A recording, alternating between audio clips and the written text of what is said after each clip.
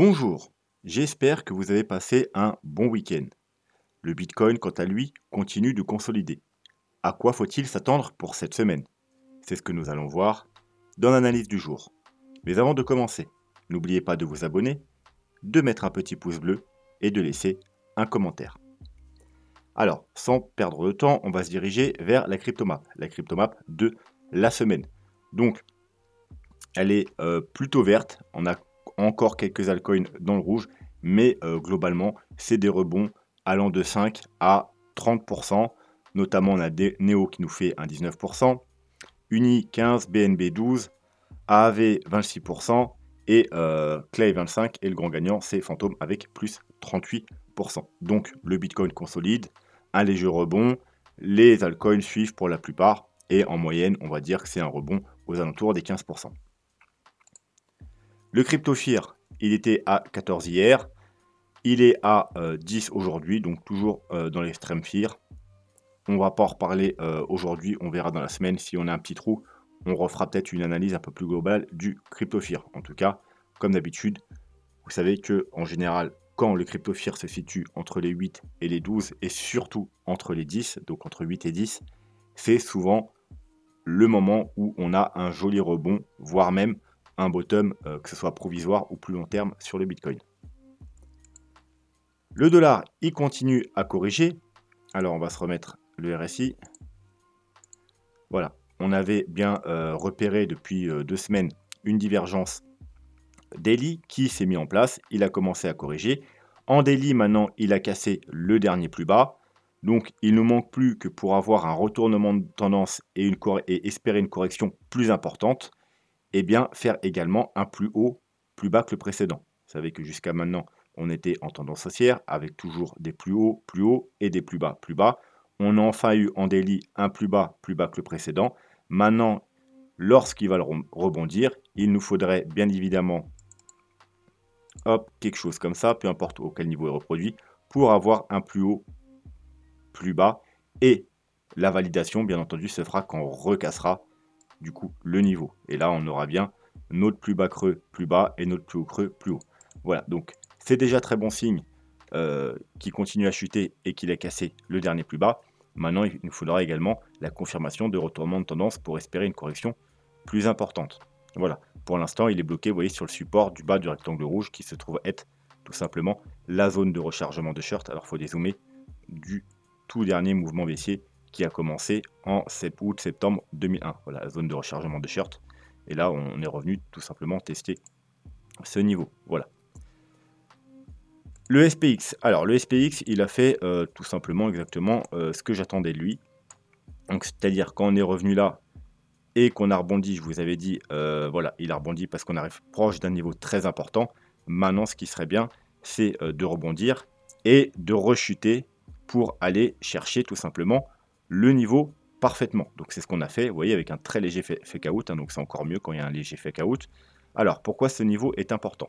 Donc déjà, vous voyez que c'est le bas du rectangle vert. Donc tout simplement parce qu'on a, alors moi d'après mon plan Elliott, hein, on a fait 1, 2, 3, là on est dans une 4 et ensuite on a une dernière vague haussière. Bref, la 4, vu qu'on a une 2, je veux dire très faible, je m'attendais à une forte 4. Donc aller rechercher le Fibo 0,5, 0,618. Donc le bas ici, c'est le Fibo 0,618. Mais c'est également à plus long terme, si on prend le dernier bottom ici du Covid en 2020, en mars 2020, eh bien, vous voyez, là, c'est le Fibo, c'est les 0,382. Donc, c'est les 0,618 objectifs, un des principaux objectifs de Mava 4, mais c'est également par rapport au tout dernier bottom, les 0,382, donc le premier arrêt. Donc, niveau extrêmement important. On est allé pile poil le rechercher avec un très léger fake out. On a également une très belle divergence haussière qui s'est formée. Vous voyez que là, on fait un plus bas. Et sur le RSI, par contre, on fait un plus haut. Hop, voilà, donc très belle divergence haussière alors en H4. Est-ce qu'on l'a en daily? On l'a également en daily, donc tout va bien. Alors on l'a en daily de justesse, hein. Ouais, on a clôture, ouais, on l'a aussi, on l'a également en daily. Donc c'est très bon signe. On n'est pas venu chercher la zone de survente, par contre, ça aurait été bien quand même qu'on vienne chercher à un moment donné la zone de survente, vous savez, un peu comme sur le Bitcoin. comme ça, par ici, là, pour avoir un gros bond, ça veut dire qu'on a une chute. On vient chercher la zone de survente. Hop, on rebond, on fait un plus bas, une divergence, on vient chercher le haut de la zone de survente. Vous savez, c'est ce que je vous ai expliqué, c'est exactement ce que j'attends pour les bottoms comme sur le Bitcoin. Du coup, un gros rebond. Voilà, j'aurais bien voulu voir ça également, mais bon, c'est pas trop grave. On a également une grosse divergence, comme sur le Bitcoin également, on ira la voir plus tard, plus long terme. Vous voyez là qu'on fait des plus bas, et que là, sur le RSI, hop, on fait des plus hauts. Donc, une petite divergence dans une grosse divergence, c'est exactement ce qu'on a sur le Bitcoin, et c'est extrêmement positif. Voilà, donc le Bitcoin. On va commencer par le CME futur pour voir les gaps. Donc on avait un gap ici, voilà, qui a été comblé. Donc celui-là, on n'en parle plus. On a notre fameux gap aux alentours des 35 900, des 36 000 $, qui n'a toujours pas été comblé, bien évidemment. Donc c'est forcément une des targets qu'on attend en premier si on devait avoir un rebond. Et là, je vous ai mis une ligne orange tout simplement pour différencier les autres, parce que c'est en daily, vous voyez, on n'a pas de gap. Mais par contre, on a un gap en 4 heures. Vous voyez, même un assez gros gap en 4 heures. Donc, je vais le matérialiser. Hop, voilà. Un gap 4 heures. Ici. Donc, qui se situe exactement aux 29 000 $. Donc, il se pourrait que cette semaine, on ait comblé le gap 4 heures et donc qu'on retourne aux 24 000 $. Alors, maintenant, le Bitcoin. Donc, le Bitcoin, alors je sais, il y a tout un tas de flèches. Ne vous inquiétez pas, on va tout expliquer. Donc, on va commencer justement, comme on l'a vu sur le SP500, par les divergences. Donc, comme vous avez vu, là, on a un plus bas et un nouveau plus bas. Donc, on chute, on a un point plus bas. Et sur le RSI, on a un point bas et un point plus haut. Donc, une grosse divergence daily. Et ensuite, à plus court terme, on a également la même chose. Vous voyez qu'on fait un point plus bas et un point plus haut. Donc également une petite divergence daily ici. Donc une petite divergence dans une grosse divergence. C'est extrêmement positif. C'est arrivé une fois sur le Bitcoin et quand ça arrivait, c'était un bottom de marché. Voilà. Donc on en parle tout particulièrement dans cette vidéo. D'ailleurs, les 3/4 de la vidéo, ils sont consacrés à ça. Au bottom de marché sur les divergences daily. Donc n'hésitez pas à les regarder. Elle dure pas longtemps, en plus elle dure 18 minutes. Donc voilà, et n'hésitez pas à aller voir. Bitcoin enfin un signal bullish très important et je vous explique tout sur les divergences daily du Bitcoin et sur les potentiels bottom. Donc voilà, et environ 8 ou 9 fois sur 10, ça nous emmène au moins à un gros rebond, si ce n'est un bottom. Donc on va s'enlever toutes les petites flèches maintenant pour y voir plus clair.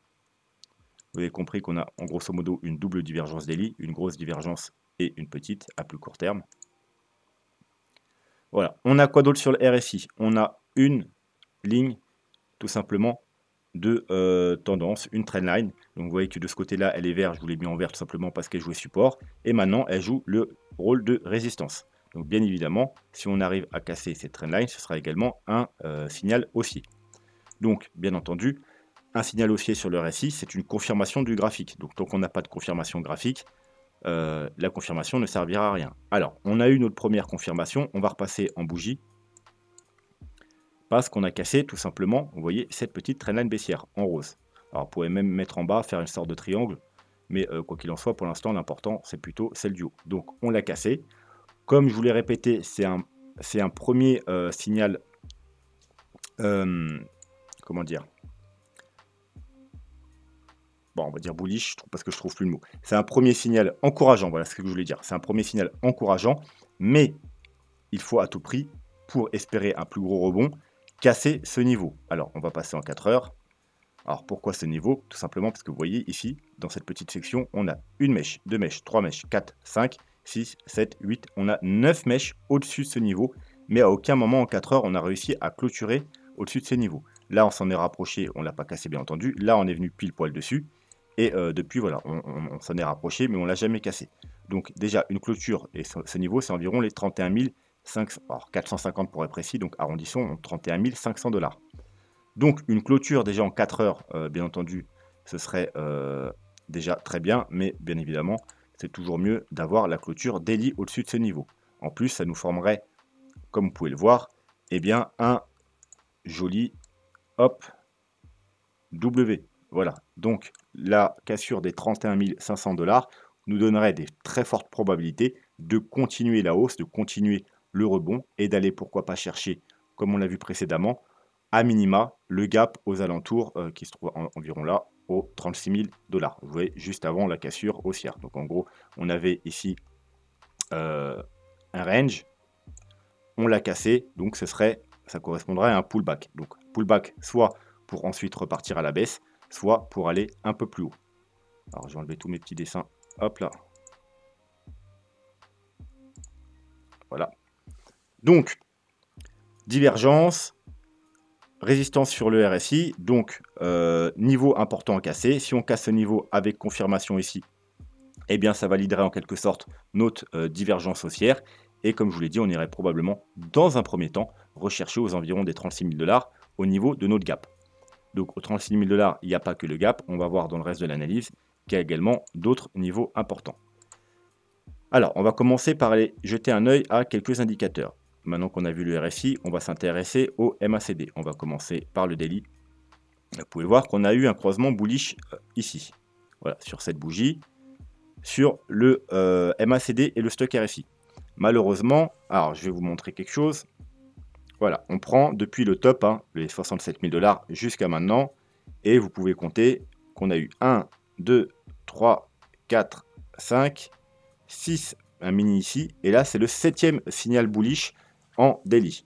Donc vous voyez, on a eu toute cette période, on a eu 7 signaux en théorie acheteurs en daily, et ça ne nous a pas empêché de passer des 60 000 $ aux 24 000 $. Voilà, donc c'est pour ça que moi à chaque fois je vous dis, les signaux daily, ça peut être pris en compte pour confirmation avec d'autres indicateurs au niveau de graphique, souvent pour un petit rebond, vous voyez, parce qu'à chaque fois quand même qu'on a eu les signaux, on a eu un petit rebond là, un petit rebond là, un rebond un peu plus gros ici, voilà, mais ça nous donne juste des petits rebonds. Nous, ce qui nous importe plus, c'est pour ça qu'on le surveille plus attentivement, c'est le 3 jours, voilà, parce que depuis le début de la chute, on a eu qu'un signal sur le 3 jours, et non pas 7 ou 8 comme sur le daily, c'était ici, vous voyez, ici, la confirmation. Et voilà, ça nous a quand même mené des 34 000 $ grosso modo aux 48 000 $. Donc c'était déjà un rebond un peu plus important et voilà, un peu plus intéressant. Donc c'est ce qu'on attend dans un premier temps. Un signal sur le stock et le MACD en 3 jours. Et puis même après, bien entendu, en weekly, ce serait encore mieux parce que théoriquement, le weekly, on a moins de faux signaux. Alors on a effectivement, ce coup-ci, eu un faux signal ici. Vous voyez, ici on a une confirmation. Donc c'est là où on est quand on est parti chercher les 48 000. Mais c'est plutôt rare sur le weekly, ça arrive extrêmement peu souvent. Donc je pense que la prochaine fois qu'on aura un signal haussier, ce sera un bon signal et qu'on aura un rebond encore plus important, si ce n'est même un retournement de la tendance weekly. Pourquoi? Parce que tout simplement, déjà un faux signal, c'est extrêmement rare, ça arrive extrêmement peu souvent. Ça a dû arriver une fois ou deux depuis, tout simplement la naissance du Bitcoin. Donc deux faux signaux de suite, bien entendu, c'est encore moins probable. Donc il y a extrêmement peu de chances qu'on ait deux faux signaux sur le weekly avec le MACD et le stock RSI. Voilà, ça reste possible, mais c'est très peu probable. Donc la prochaine fois qu'on aura un signal bullish, ce sera probablement au minima un très gros rebond pour au moins aller chercher la zone des approximativement 50 000 $. Donc ça, c'est pour le MACD et le stock RSI. On va aller jeter un œil à Ishimoku. Donc on va commencer par le daily. Hop, on va même faire ça. Voilà. Donc alors, non, d'abord comme ça. Qu'est-ce qu'on a? On est en train de travailler la Tenkan, mais vous savez que moi, la Tenkan, je m'en occupe quasiment jamais parce que c'est vraiment un indicateur très faible. Alors, surtout pas en daily, à la rigueur, en weekly. À la rigueur, à partir du weekly, je commence à m'intéresser, mais c'est beaucoup trop faible. Elle donne beaucoup trop de faux signaux, donc la Tenkan en bleu, je m'en intéresse pas. Moi, ce qui m'intéresse, c'est la Kijun. Voilà, donc la Kijun, elle est au niveau des 32 900, allez, on va l'arrondir à 33 000 $. Donc, premier niveau important à surveiller, c'est aux environs des 33 000 $. Et ce sera plutôt bullish si on casse les 33 000 $ par rapport à Ishimoku. Ensuite, si on casse ce niveau, la théorie veut qu'on se dirigerait vers le nuage. Et alors, tout dépend combien de temps ça prend, mais grosso modo, ça se situerait entre les 36 000 et les 38 000 $. Donc, encore une fois, aux alentours de notre fameux gap. On peut voir aussi que si je remets le graphique, alors on va dézoomer le graphique, hop. Voilà, c'est ce graphique. Là, on va même peut-être... Voilà, hop, c'est ce graphique-là. Donc, graphique, alors je vais vous le montrer d'abord en weekly pour voir de quoi je parle. Hop là, voilà. Et on va même s'enlever Ishimoku, on le remettra après. Voilà, ok, voilà. Maintenant, vous avez une vision un peu plus claire. Donc, on a notre fameux canal long terme, donc en bleu, hein, en bas, et un petit niveau intermédiaire qui fait également bottom. En gros, soit on fait les bottoms, vous voyez, sur cette trendline rose, ou soit on la casse, on vient chercher tout simplement le bas du canal en bleu. Voilà. Et là, actuellement, on est en train de travailler justement ce fameux niveau support en rose. On a également des niveaux d'achat, c'est tout simplement les Fibo 0,236 et 0,382 de Fibonacci en logarithmique. Donc voilà, à chaque fois qu'on a trouvé des bottoms sur le Bitcoin, c'était dans ce rectangle vert. Encore une fois, on est en plein dedans. Donc soit on pourrait trouver un bottom en plein milieu comme ici ou comme ici, ou soit on pourrait aller chercher le bas, donc les 0,382 comme ici ou comme ici. Donc niveau des 2,382 qui se situe vers les 21 600 $. Bref, du coup, si on remet Ishimoku, en daily toujours, vous pouvez voir que la lagging span, hein, donc en blanche, c'est une sorte de moyenne mobile avec 26 périodes de retard, elle est venue parfaitement trouver du support sur notre fameuse trendline rose. Donc, tant qu'on tient ce support, c'est plutôt bon signe. Si par contre on repart à la baisse et que la lagging span casse ce niveau de support, eh bien c'est arrivé par 2 fois par le passé. C'est arrivé ici, vous voyez, on a cassé ce niveau de support. Et il est arrivé quoi au prix? Eh bien, il est revenu chercher justement là le bas, donc le bas du canal en bleu. Et ça arrivait également une autre fois ici, vous voyez, la lagging span a cassé la ligne rose et encore une fois, on est revenu chercher approximativement le bas du canal en bleu. Par contre, lorsque elle n'a pas cassé, vous voyez, la trendline rose, eh bien, on a rebondi et on a trouvé le bottom. Donc ici, vous voyez, hop, elle n'a pas cassé ici. Là, on a juste une mèche et on a trouvé un bottom. Alors là, c'était juste provisoire, hein, mais voilà quand même. Et également, mince, alors hop.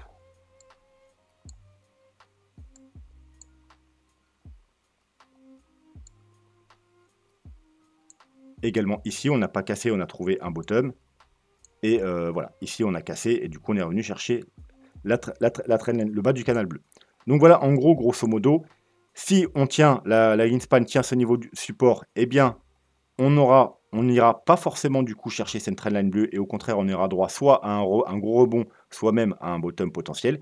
Si par contre, dans les jours ou semaines qui viennent, on rechute et que la lagging span casse ce niveau, eh bien, on ira potentiellement rechercher la trendline bleue qui se situe également à peu près au niveau des 0,382, donc du bas de rectangle vert vers les 22 000 $. Bien évidemment, comme vous le savez, on a également à ce niveau, hop, et on va passer en weekly, la moyenne mobile 200 weekly hein, qui a fait généralement support pour tous les bottoms, enfin du moins les derniers bottoms du Bitcoin. Ici, ici, ici, ici, donc qui situe également aux 22 000 $. Donc 21 22 000 $, niveau extrêmement important. Je vous en parle depuis plus d'un an de toute façon. Le problème avec ce niveau, ce que je vous ai dit la semaine dernière, c'est que il y a 6 mois, il y a un an, bon, il y a quasiment que moi qui en parlais, mais le problème depuis plusieurs semaines, eh bien, il y a énormément de personnes qui commencent à regarder ce niveau, aux alentours des 21 23 000 $. Et plus un niveau est regardé, malheureusement, moins il y a de chances qu'on aille le chercher. Voilà, alors, soit on va pas y aller, soit on va aller en dessous. Parce que si tout le monde, grosso modo, si tout le monde veut acheter les 22, aux alentours des 22 000 $, bien évidemment, c'est pas possible que ce soit le bottom du marché. On va pas aller aux 22 000 $, tout le monde fait ses achats, et puis ensuite on va à 200 000 $ et tout le monde devient riche. C'est juste pas possible. Donc soit on va pas y aller, soit tout simplement on va les casser pour sortir ceux qui vont acheter ici et rebondir un peu plus bas. Donc ça, c'était pour Ishimoku en daily. Maintenant, en 3 jours, on a la Kijun aux alentours des 36 000 $. Donc parfait, voilà, au niveau de notre gap, hein, donc qui renforcera le niveau de résistance du gap. Et en weekly, on a la Tinkan au niveau des 36 000 $. Donc encore une fois, ce niveau des fameux niveau des 36 000 $ revient. Et la Kijun qui se situe environ aux 42 000 $. Voilà, donc retenez bien aussi 42 000 $, niveau très important. Au niveau de notre super trend. Alors là, on a le super trend aux alentours des 40 000 $, mais vous voyez qu'il est en train de descendre. Donc avant qu'on le rejoigne, bien entendu, il va aller un peu plus bas et il se situera, si jamais dans les semaines à venir, aux alentours des 42 000, 43 000 $. En 3 jours, il se situe au niveau des 39 500 $ et en daily au niveau des 35 000 et quelques dollars. Donc voilà, pratiquement également au niveau de notre gap aux alentours des 35-36 000 $. Donc, ce qu'on peut tout de suite voir, c'est qu'il y a des niveaux qui reviennent tout le temps. Les 36 000 $, le gap et Ishimoku Super Trend. Et ensuite, la zone des 42-43 000 $. Donc, si on devait valider la cassure des 31 500 $, le W, la divergence RSI, il y a de fortes chances qu'on aille rejoindre dans un premier temps le niveau des 36 000 $ pour combler le gap. Et si ce niveau est passé, eh bien tout simplement, on irait peut-être chercher au moins entre les 42 et les 44 000 $, prochain niveau également important. On va voir si au niveau des rubans des moyennes mobiles, ça confirme un peu ces niveaux. Et là, on est en daily et on peut voir que le haut du ruban se situe au 35 900 $. Donc encore une fois, au niveau des 36 000 $. Donc pareil, à pénétrer dans le ruban, c'est assez facile, mais repasser au-dessus, c'est plus compliqué. Donc encore une fois, les 36 000 $ joueront leur rôle de résistance. En 3 jours, on a le haut du ruban aux 40 000 $. Et en weekly, on a le haut du ruban aux alentours des 42 000 $. Donc voilà, vraiment, si on passe les 36 000 $, je pense qu'on irait rechercher aux alentours des 42 000 $. Maintenant, on va tout simplement jeter un œil au niveau Fibonacci, voir si ça correspond au niveau de support et résistance que nous donne le graphique et les indicateurs. Donc, on a une chute des 70 000 $ environ jusqu'aux 24 000. Donc, on a une zone de rechargement de short. Je vous rappelle, la zone de rechargement de short, c'est la zone comprise entre le Fibo 0,618 et 0,786. Alors, je vais quand même vérifier, elle me paraît un peu basse. Je vais regarder si mon Fibo, il n'est pas en logarithmique. Non, tout va bien. Voilà, donc elle est un peu basse, tout simplement, parce que je me suis planté. Voilà, ici. Donc, la grosse zone de rechargement de short, se situe entre les 52 000 et 60 000 $. Bien évidemment, on n'est pas encore, donc pour l'instant, on ne va pas trop s'en occuper. Ensuite, on a la ligne bleue, c'est tout simplement pareil. Là, pour l'instant, je m'occupe de toute la chute. C'est les 0,382. Chez moi, toujours 0,382, ce sera en bleu. Et se situe encore une fois aux 42 800 $. Donc, comme je vous ai dit tout à l'heure, la grosse zone des 42 000 à 44 000 $. On a le Fibo 0,236 en vert et se situe aux 36 000, environ 36 600, 700 $. Encore une fois, le même niveau qu'on a vu précédemment, les 36 000 $. Ensuite, si on s'occupe juste de la dernière vague baissière, ça veut dire des 48 000 $ jusqu'au bottom, eh bien, on a une zone de rechargement de short. Vous voyez, je voulais entourer d'orange pour la différencier de la plus grande zone. Et elle commence aux 40 000 $, elle finit aux 43 000 $. Encore une fois, ça valide le niveau des 42-43 000 $ comme extrêmement grosse résistance. Et bien entendu, si on veut des niveaux avant les 36 000 $, eh bien, on va tout simplement se remettre le Fibo de la dernière chute. Et on pourra voir qu'on a le 0,236 aux 31 600 $ environ. Donc voilà, c'est le premier niveau que je vous ai donné à casser, les 31 500. Je vous ai dit qu'avant d'avoir un rebond, il fallait déjà casser ce niveau. Et si on casse ce niveau, la première target sera les 38,2, donc aux environ 35 000 $. Voilà, puis ensuite, bien entendu, si on casse ce niveau, comme on a vu, c'était les 36 000. Et si on casse les 36 000, on viendrait chercher ce gros cluster de résistance. Vraiment ça va être très dur de passer ce niveau entre les 42 et les 44 000 $. Bien évidemment, si on arrive à se dégager de cette très gros niveau de résistance, ce sera extrêmement bullish pour le Bitcoin. Et dans un premier temps, on ira chercher la zone de rechargement de short aux environ 52 000 $. D'un point de vue graphique, je ne vous l'ai pas montré, mais je vais redézoomer. Voilà. Ah, alors attendez, hop, je vais redézoomer. On va s'enlever le RSI. Mais ok, voilà. Rappelez-vous, on a un canal ici en jaune et la médiane du canal. La médiane du canal, vous voyez, qui est extrêmement importante, qui a fait résistance ici, support, résistance ici, support à de nombreuses reprises, un peu de résistance ici, ensuite support, la résistance, résistance, résistance. Donc niveau extrêmement important. Et ce niveau, il se situe où? Eh bien tout simplement au 43 000, environ 43 600 $. Donc encore une fois, voilà, niveau extrêmement difficile à passer. Donc hop, si je vais vérifier quand même mon niveau. Ok, c'est bon, voilà. Donc vous voyez qu'on a la médiane cumulée avec la zone de rechargement de short de ce mouvement, cumulée avec l'ancien bas de l'ancien bear flag qu'on avait eu ici, cumulée avec du ruban des moyennes mobiles, de l'Ishimoku et du super trend, ça nous fait vraiment un super niveau de résistance. Donc vraiment, je pense que c'est le niveau le plus important. Et que si on arrive à se passer là, à passer ce niveau, ce sera extrêmement bullish. Et qu'on ira rejoindre probablement la zone de rechargement de short, voire le haut du canal. Voilà, bien entendu, sur la route, il y aura les 36 000 $. On a vu que c'est un niveau extrêmement important également.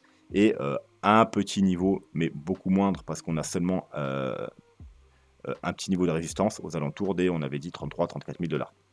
Voilà, mais ce qu'il faut faire dans un premier temps, comme je vous l'ai dit en début de vidéo, c'est déjà commencer par s'affranchir des 31 500 $, donc à minima une clôture 4 heures, et encore mieux une clôture daily pour valider ce joli W daily et valider également la divergence, la bullish divergence en daily. Voilà, et ne pas oublier qu'on a également le petit gap aux 29 000 $. Donc avant de faire tout ça, on pourrait cette semaine aller faire une petite rechute pour combler le gap aux 29 000 $, ou pas, parce que comme je vous l'ai dit, c'est juste un gap 4 heures, mais qui n'apparaît pas en daily. Voilà, donc toujours, les gaps daily, ils sont comblés à, je sais pas, 90%, les gaps 4 heures, ça descend un peu, c'est peut-être 80 ou 70%. Voilà, donc je pense qu'on va s'arrêter là pour aujourd'hui. Demain, on reviendra sur un peu ce qui s'est passé entre les 2 jours, mais je vais également revenir un peu sur les scénarios Elliott Wave, parce que je vous ai fait une petite vidéo, donc ici, Bitcoin à 135K, pour le prochain bull run.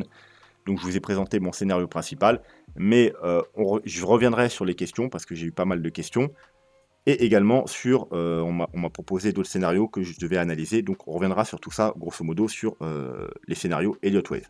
Voilà, sur ce, je vous souhaite une très bonne soirée, et je vous dis à demain. Tchuss.